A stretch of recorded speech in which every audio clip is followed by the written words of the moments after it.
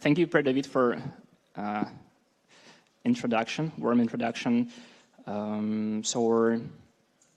Actually, this is my second time at NorthSec, and I'm really pleased to give a presentation on this stage with other speakers. It's a really great event. And today I will be speaking about distributing reverse engineering for large-scale malware processing. In a nutshell, we have a large collection of malware, millions of samples, and we wanted to distribute reverse engineering of this collection across a small cluster. This presentation is co-authored by me and Alexander Matrosov. He is not here today. He is a security researcher with Intel in the United States. But however, I would like to give also credits to Gabriel Barbosa and Rodrigo Branco. Those are researchers with which we collaborated on this research, which was originally presented at Black Hat 2015. And at the bottom of this slide, there is a reference. I will start with a small disclaimer that opinions presented in this presentation does not necessarily reflect the opinions of our employers, and we are responsible for all the results or mistakes and whatever, so blame us, not our employers. And let's start with the picture of the hardware. So basically, this is a small cluster that we were using in this research. You can see everything is well set up. We had about 9 machines, and there is even like an AC here to cool down the system when it works really hard. But however, if you look at the different angle, there are still some room for improvement. And interestingly, that we were working on this research in July, June, and it was really hot in Oregon, Hillsboro. And their electricity at some point went down, so we're really thankful for fire detection and smoker system, which prevented from a disaster. So I hope Rodrigo's insurance company won't see this slide. And here is the agenda of today's presentation. So we'll start first with your introduction and explain our objectives and motivation. Why did we do it this way, and why did actually we started this research? And then we will go to our detailed overview of the process. How did we process malware, which are machine learning algorithms, which are malware analysis algorithms we were applying to them. And then we will go to the discussion of the results we obtained. And finally, we will present some validation of the methodology and tool set to be able to confirm that our approach that we are decided to take is correct, or it contains some flaws and needs some improvement. And then I will wrap up with the presentation with some conclusions and acknowledgements. So basically, they're one of the most, so about the motivation, I think their presentation of Olivier Bilodeau and Hugo yesterday about DevOps was a very nice explanation that the malware is growing with an absurd pace, and we need to have a scalable analysis environment. So that's what we tried to build, because right now the process is focused per single sample analysis, and this is mostly manual work. So we decided to try to scale our analysis algorithms for large collection, and we also tried to provide research material for the researchers in this area to be able to contribute as well, to use our results and build their research on top of them. So the objectives were just to demonstrate the possibility of in-depth large-scale malware analysis, and I want to highlight here a word in-depth, because right now there is quite a bit of a frameworks that can that allow to do analysis, but in most of the cases it's quite shallow, and they're allowed to do some kind of filtering whether this is malware or not. But in-depth we mean a complete disassembly of the malware sample. We also tried to distribute across the cluster IDA Pro with HexResD compiler. So why did we pick up IDA Pro? Because this is an indispensable tool for malware analysis. It is widely used in the industry. And so we were kind of interested in, okay, so if we can do this automatically in a batch mode on the cluster. And another objective is to share with the community all the information that we generated, IDB files, or scripts, or dumped intermediate representation. and so on. Let's speak about the scope of this research, the scope of the project. So we limit the sample set to only 32 and 64-bit P executables. That means our executables for Microsoft Windows platform, which were not packed. We were using mostly static analysis. Why static analysis? I will explain on the next slides, but we were doing only static analysis. For this reason, we need to have unpacked samples. We didn't impose any restrictions on the size of the malware, so we had a processor in our collection samples as large as several, like tens of megabytes. And we were given a preference to Microsoft Visual C++ compiler. So we analyzed samples compiled with Microsoft C++ because of using our Hex-Race Code Explorer, which works right now only with their Microsoft Visual C++ object-oriented types.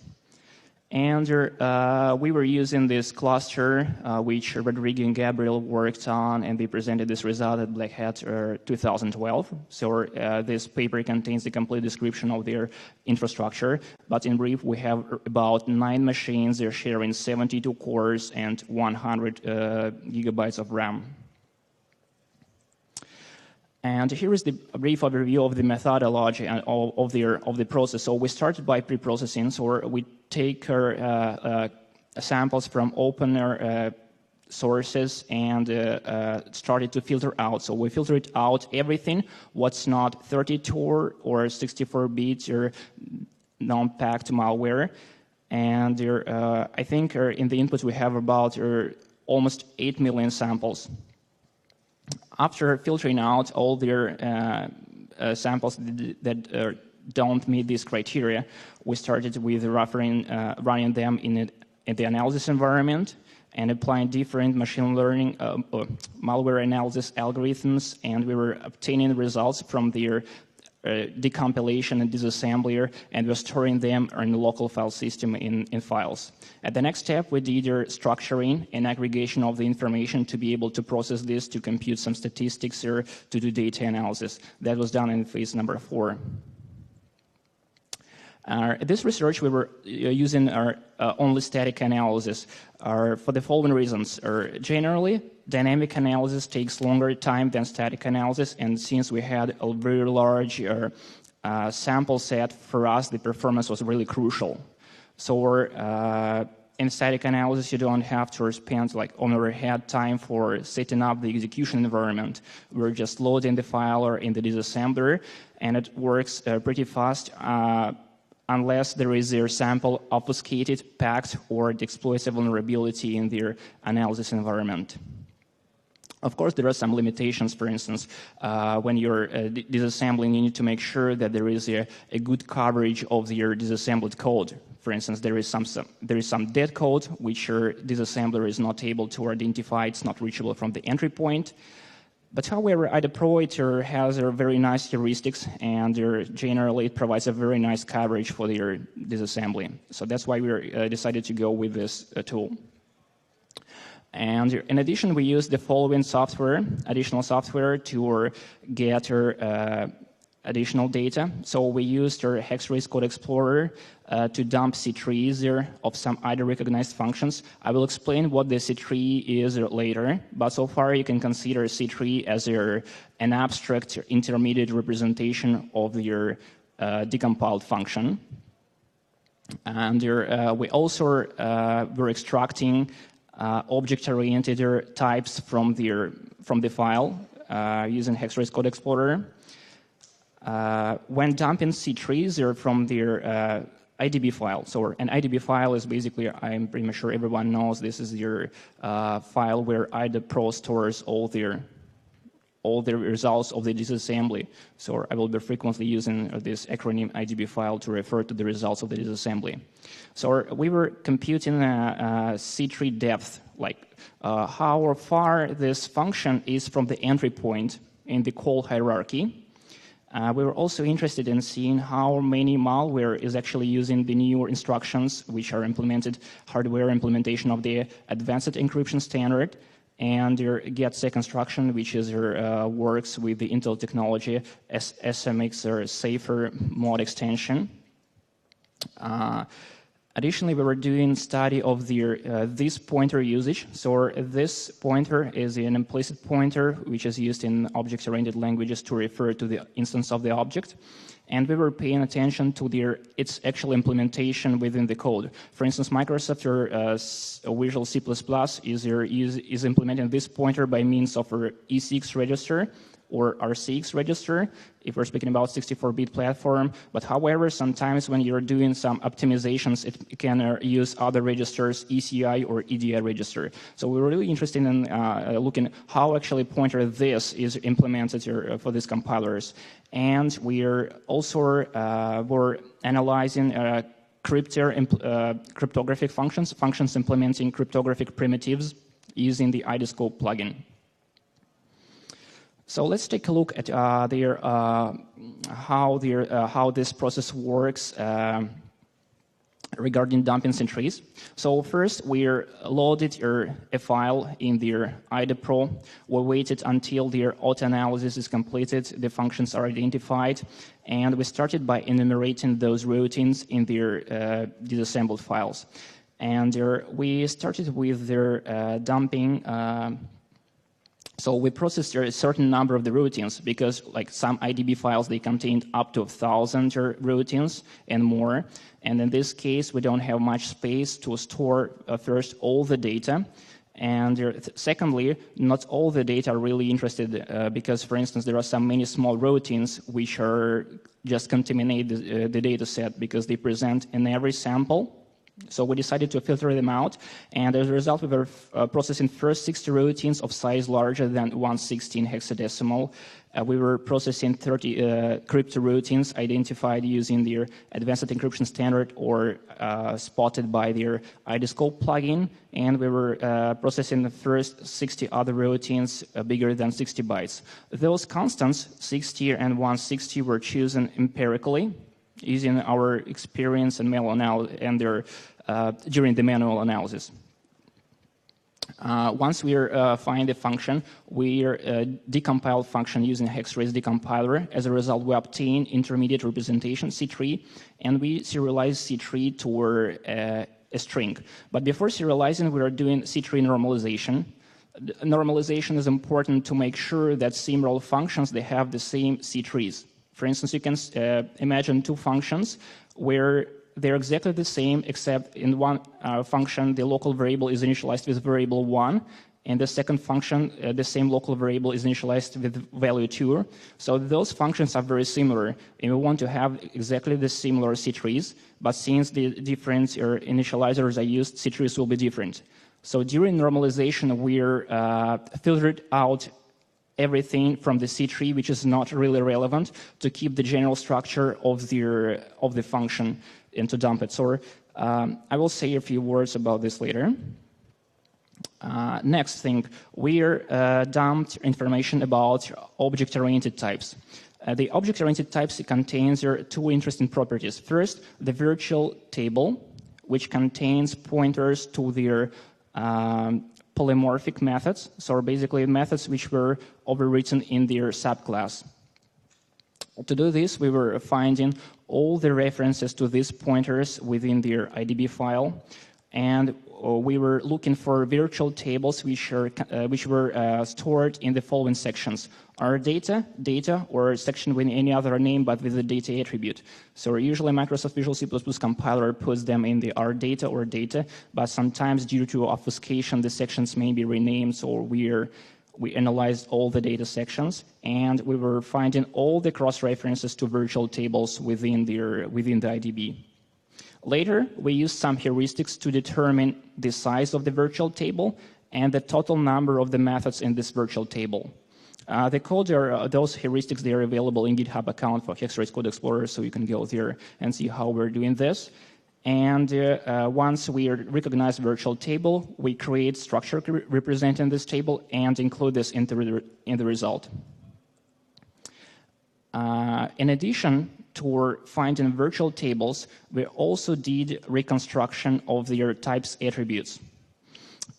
In order to do this, first we identify an instance of the object within the IDB file, and then we find cross-references to its constructor. And once we go into the constructor, this is the part from where we actually define the attributes, because let's say most of the attributes, they are initialized within the constructor. And once we go within the constructor, we can see, okay, this is this, it points to this buffer, and we actually tracking all the references to different offsets within this buffer with the size of the reference. So basically, this defines the layout of the type. We are filtering types which contains only 3 attributes or more, because there are actually many types. When we first started to run this on a smaller sample set, we got many types which contains 0, 1, or 2 attributes, and this is not really interesting for the results. So we are filtered out small data types and left only the ones which have 3 attributes or more. One dump in C-trees, we're computing how far it is from the entry point and the total number of the cross-references. For this, we enumerate cross-references to this routine, and we used breadth-first search algorithm to find if we can reach an entry point from this routine. And we limited our search to 100 nodes, just to make sure we're not running infinitely. And once we find an entry point, we calculate the distance from the entry point and the total number of the cross-references. When it comes to identifying our advanced encryption standard, new instruction set, and getsec, we used a linear sweep approach in this case, because it is faster. So we always start processing with the section where entry points point at.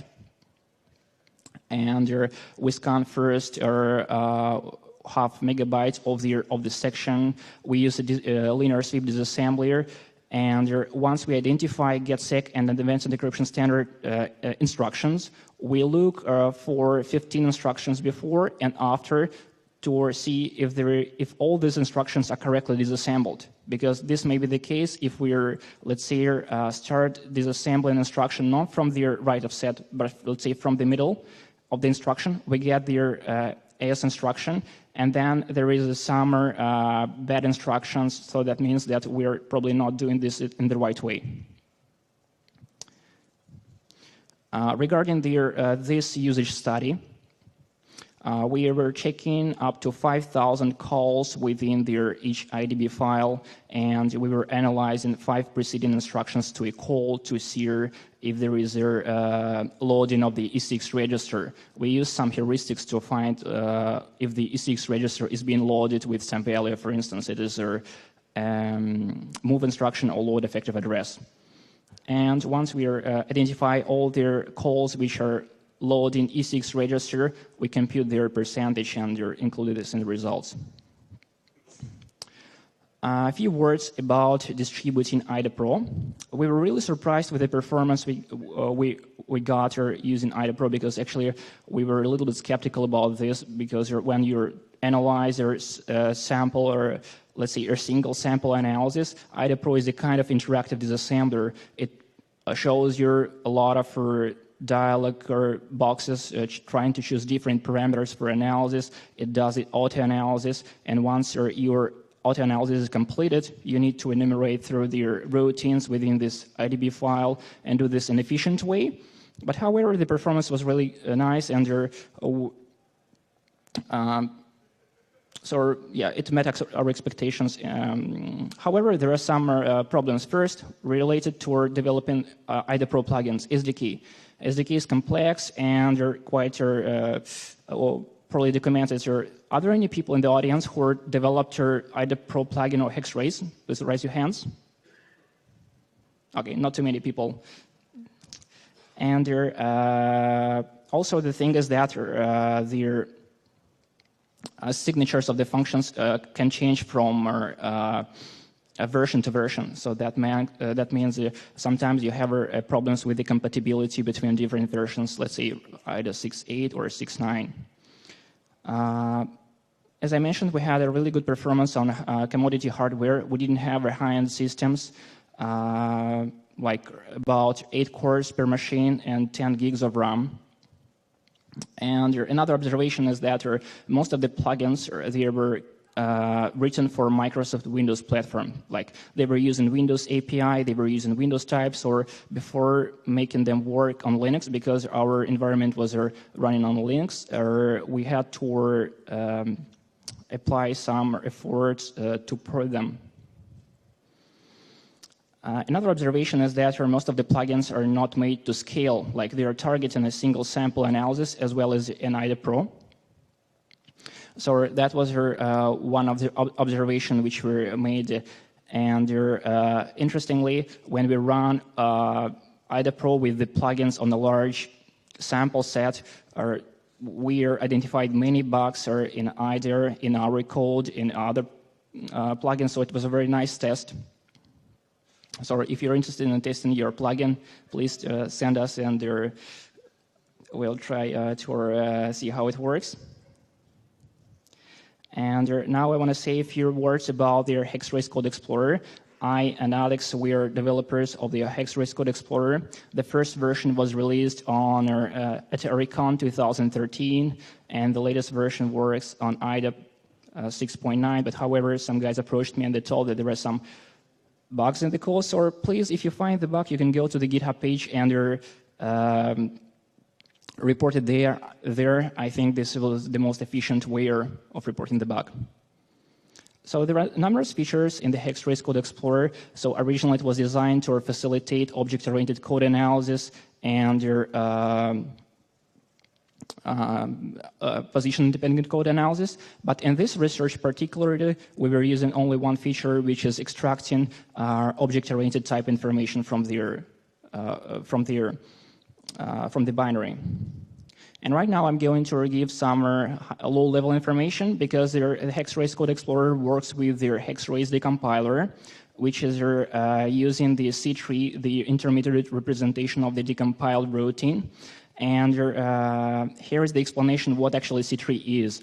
C-tree is an abstract syntax tree which represents their decompilation. For instance, on the left-hand side, or part of the slide, you can see here an expression, variable 3 equals variable 2 plus variable 7.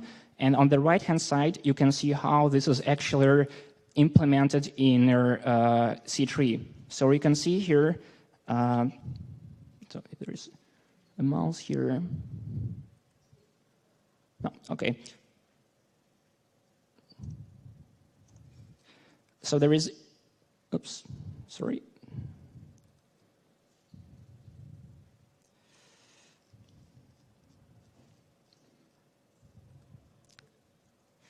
All right, so there is an assignment operator which corresponds to, there we go. Yeah, so there is an assignment operator here which corresponds to this equal sign.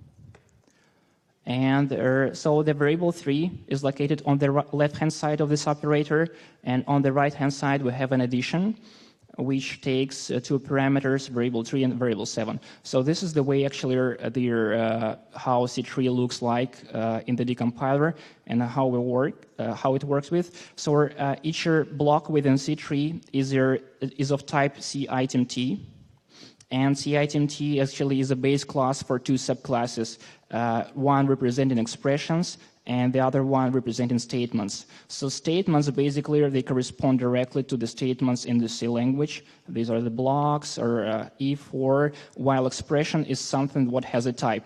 So you need to make sure that the type information is consistent in the C-tree. For instance, if you're calling a function and passing it in an integer, then you need to make sure that their C-tree block representing integer actually has a type integer. And this is the only requirement, because their Hex-Race SDK allows you to do whatever you want with the C-tree, but you need to make sure that the type information is consistent. And also, Hex-Race offers a convenient way for traversing those structures if you need to enumerate their blocks or do some transformation with them.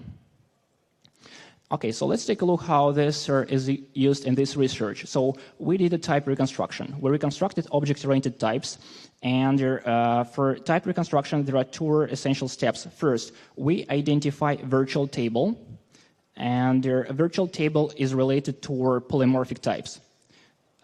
Because if there is no polymorphism, there is no reason for a virtual table, because all the functions, they are called directly. And virtual tables contains pointer to the functions which are actually overwritten, and recovering virtual tables gives us very interesting results about the type hierarchy. And another idea which we use is a type attribute identification, reconstructing type attributes. So for instance, here we can see that there is a virtual table identified in the IDB file. So it is here, and we can see that there is a cross-references to this virtual table in this function. So if we go to this function, this is a constructor. So we get a constructor, we have this pointer, and we have attributes in this object.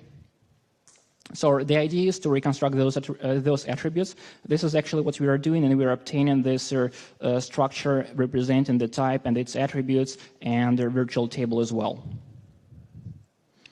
Regarding normalizing C-trace, so here is the implementation of their filteracy item routine, which does filtering of their blocks within their C-tree, which are not relevant. So we're skipping some cast operations, some helper functions, and some other minor blocks. And for instance, here is the complete C-tree of a function. And everything what is marked here with black or blue is included in the C-tree, and everything what is marked with red is filtered out.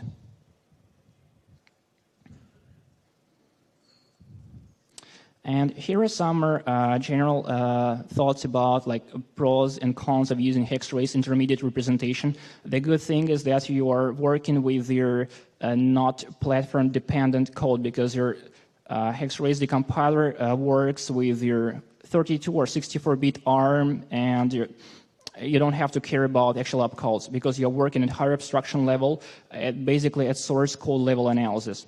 But however, there are some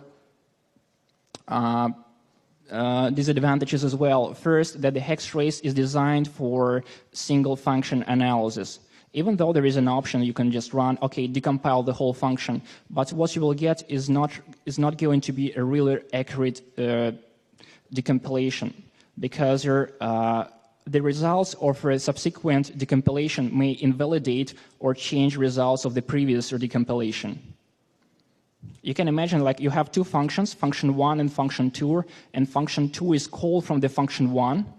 So you first decompile function 1, then you go to decompile function 2, and during the compilation of the function 2, hex-trace identifies some parameters that were not identified at the decompilation function 1.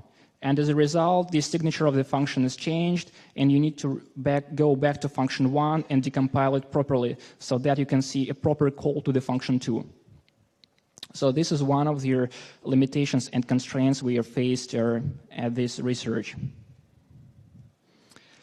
Now let's go to the results we are obtained by analysis of all their intermediate representations we obtained while running this on a cluster. So I included a subset of the results. The complete version is available in the Black Hat talk and the Black Hat presentation.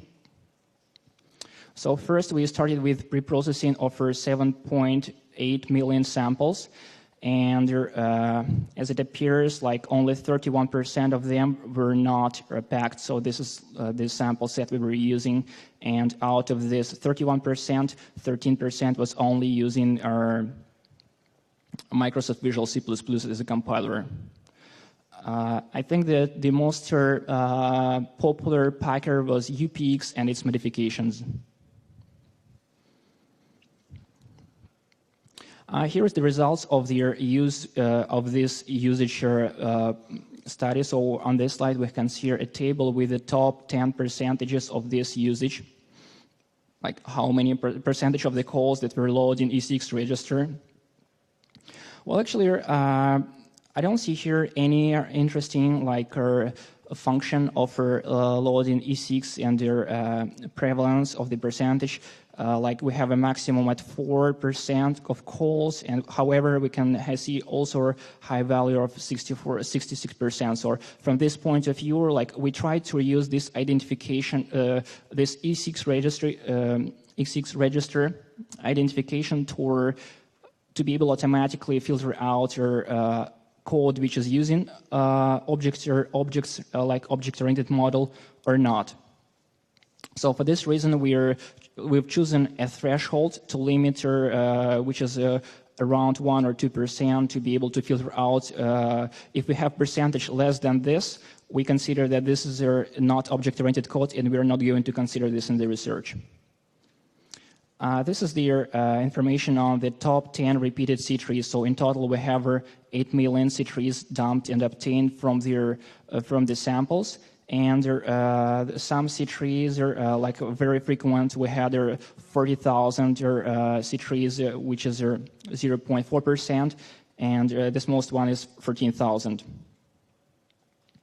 And if we take a look at their unique C trees, we find that 30% of these C trees are shared between different samples, while 70% are pretty much unique or on their pretty much unique to a specific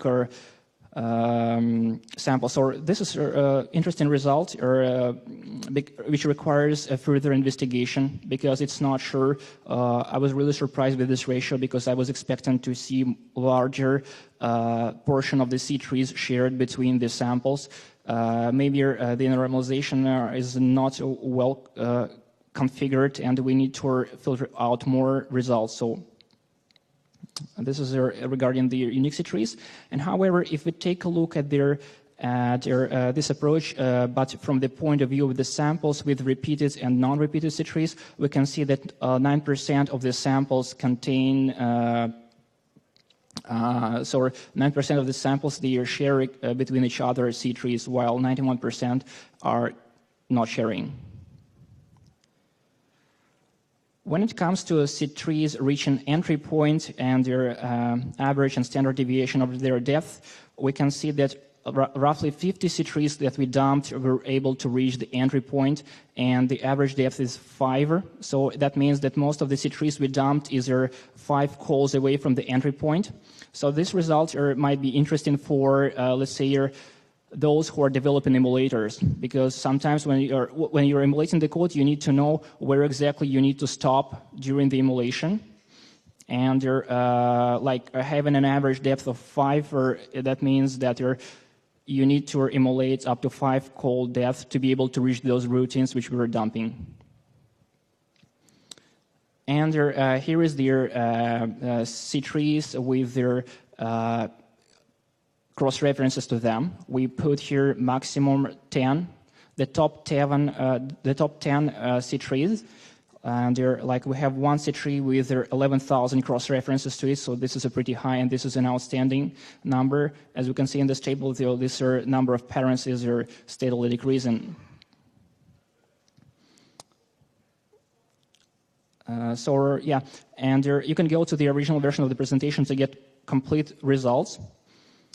In the last part of the presentation, I'm going to speaking about the validating their methodology we were using, because we run these algorithms on a large set of malware, and then we wanted to apply the same algorithms to a smaller set, which we know is related, to be able to validate and see how well it works in this case.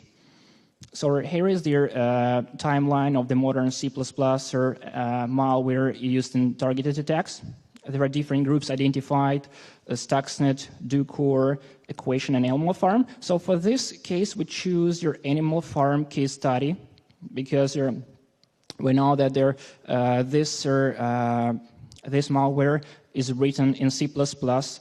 And they're all related. And there is a very nice presentation on this topic presented at Aricon last year, Totally Spies, where you can get all the complete information on their analysis of this malware family. But a briefer introduction to it, it was discovered by Canadian agency CSEC as an operations law globe, and it was written in our Microsoft Visual C++. So that's actually what we wanted. So we applied our algorithms to these malwares, and we tried to compare and find some similarities. For instance, here you can see the comparison of Kasper's and Dino's virtual tables found in the output of our tools, and we can see that there is some intersection there are two objects, the run key and autodel, which are shared between those two samples. So that means our virtual table approach or identification works here. And there is a definition of the run key. So the run key defines how malware communicates with the registry. This is a base class, and there are some subclasses which define particular implementations, like the malware can access register directly by API using command prompt, using Windows management instrumentation classes, and they're from reg command. And autodel defines how malware actually removes itself from their system after infection. And there are also different subclasses related to API using move file to remove itself, or using command prompt, or using Windows management instrumentation classes. And usage of this, each particular subclass depends on their parameters on the configuration parameters of the malware. So we did identify the similarities, and we tried to reconstruct their object attributes. So here is their, on the left-hand side, you can see the Casper's run key constructor, and on the right-hand side, you can see Dino's run key constructor, and there is a significant difference here. Because in case of the Casper, each object is created depending on their configuration value. So, for instance, if there is a AV strategy run key API is set, it creates only an object with run key API. Otherwise, if there is AV strategy run key registry, it creates only an object with run key registry. While in Dino's case, it creates one large object which contains other objects as sub-objects. And if we try to reconstruct the virtual tables, we will see that they are not equal, and in this case, our approach doesn't work.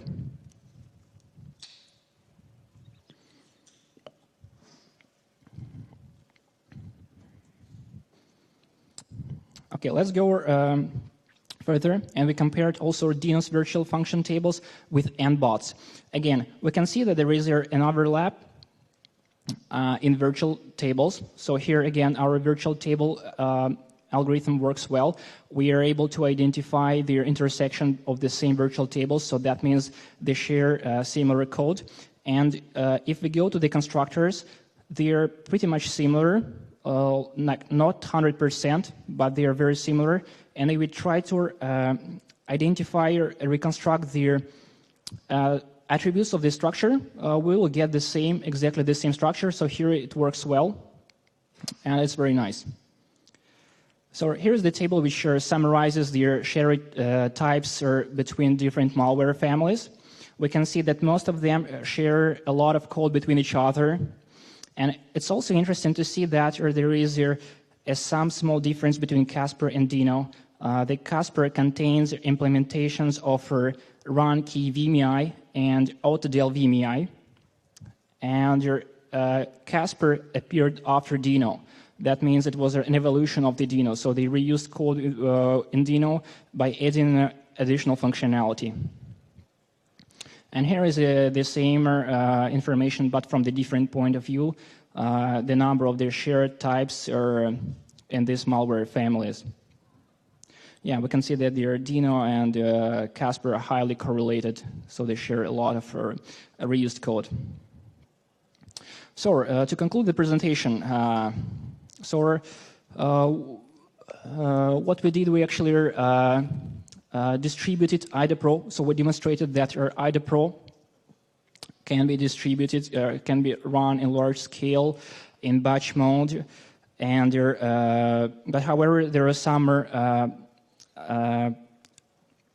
actions that we need to apply to make them run, and there is a call for plugin developers. It would be a nice option if you also add a special batch mode for your plugins, not only for interactive work with the user.